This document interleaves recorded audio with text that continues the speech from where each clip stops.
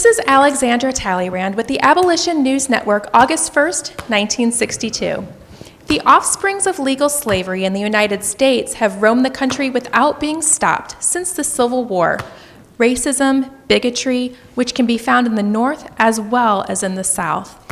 All of these descendants of slavery came together to fight against the life of one man around the year 1947 when he was invited to join the Brooklyn Dodgers. Here he is to tell about it, Jackie Robinson. Welcome, number 42. My pleasure. It's great to have you here. Thank you.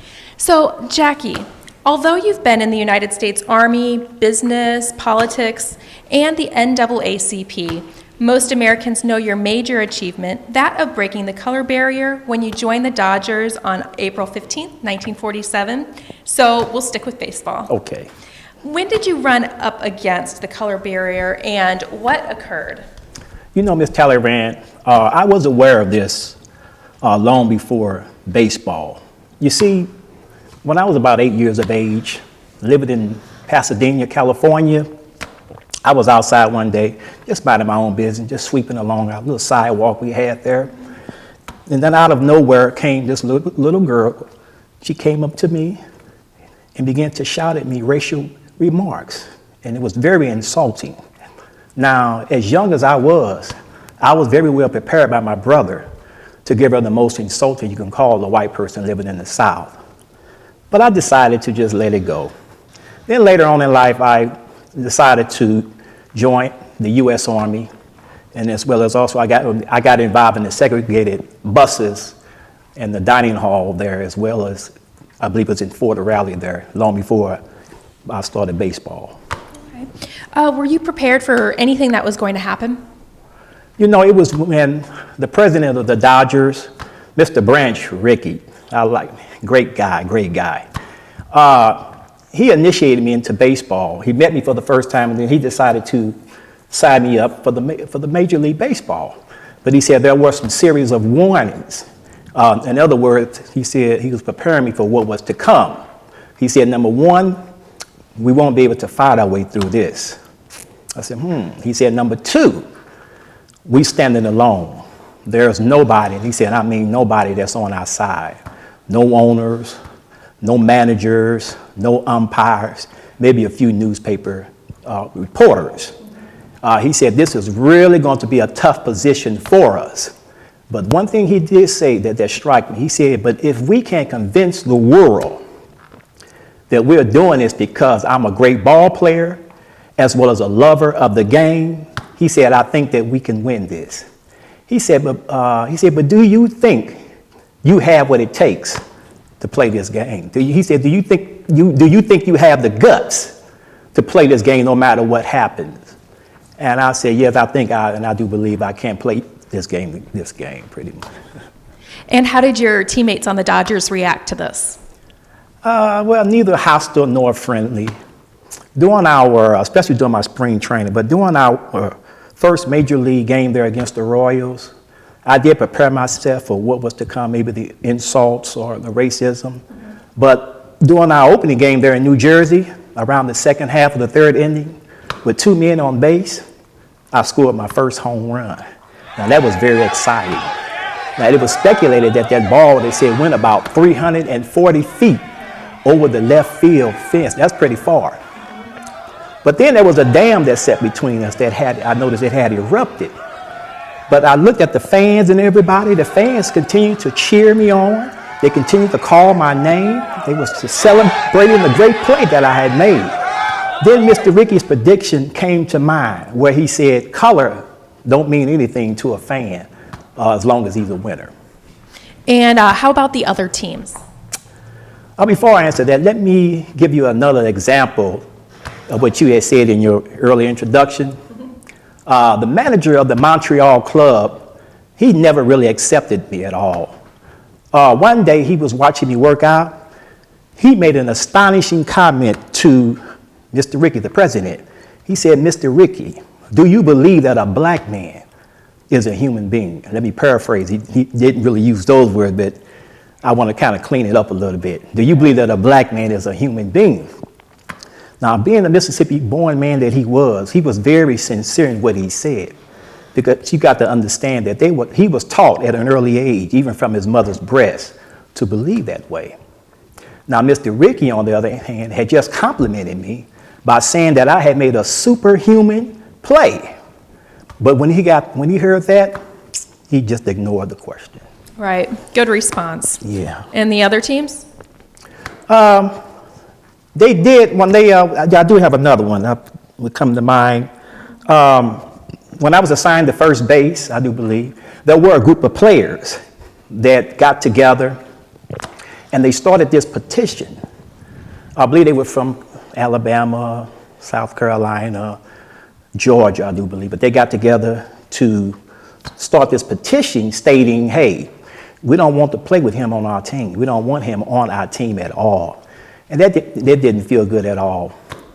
But when Mr. Ricky got wind of that, they said the whole thing just collapsed. Now, when the Phillies started their 3-game series there in Ebbetsfield, now I could hardly believe the hatred that came out of that dugout. I could hardly believe it. Yeah, it was almost as if it had been synchronized by some mass conductor. They said, hey, black man, why don't you go back to that cotton field where you belong? Things of that nature. Didn't you just get so mad you just wanted to bust something? Yeah, I did. Those were some very trying times in those days.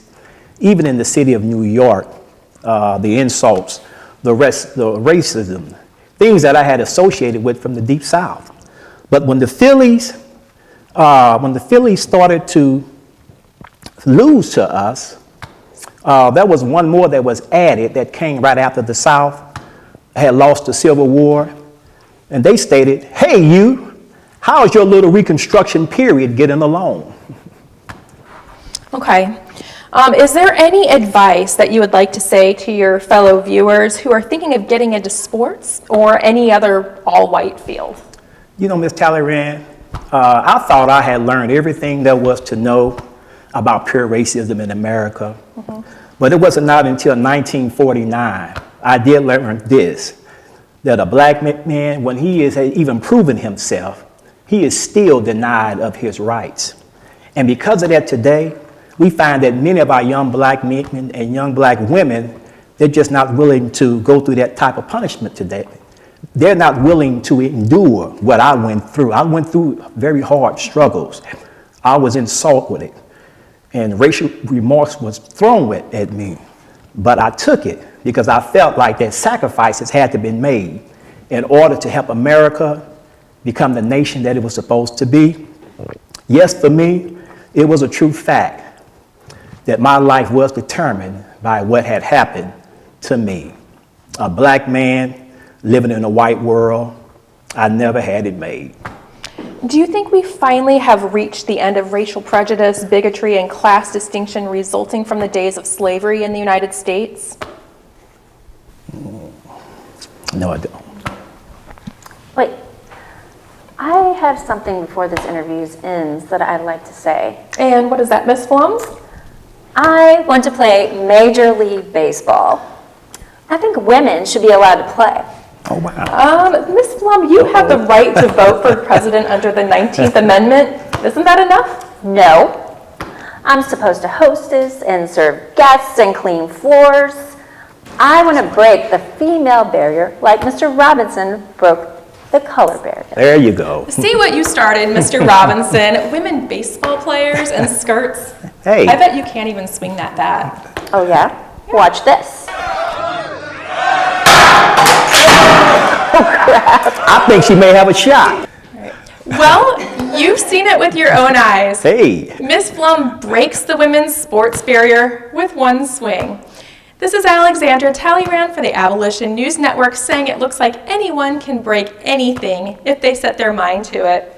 Jackie, you looked racism and bigotry straight in the eye and received baseball's highest honor, being the first black baseball player inducted into the National Baseball Hall of Fame on July 23rd, 1962. This is Alexandra Talleyrand with the Abolition News Network saying good afternoon.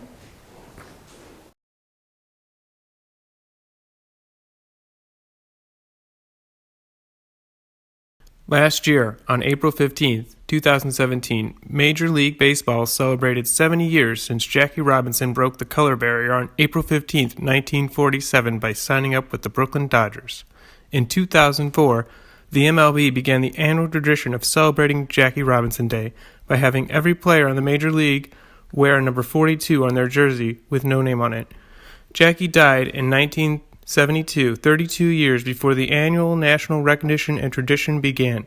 He never knew it, but the significance of that date, April 15th, was that it commemorates the day Jackie Robinson gave all African American baseball players equality and opportunity, without a single law being passed or another drop of blood to be shed after the American Civil War.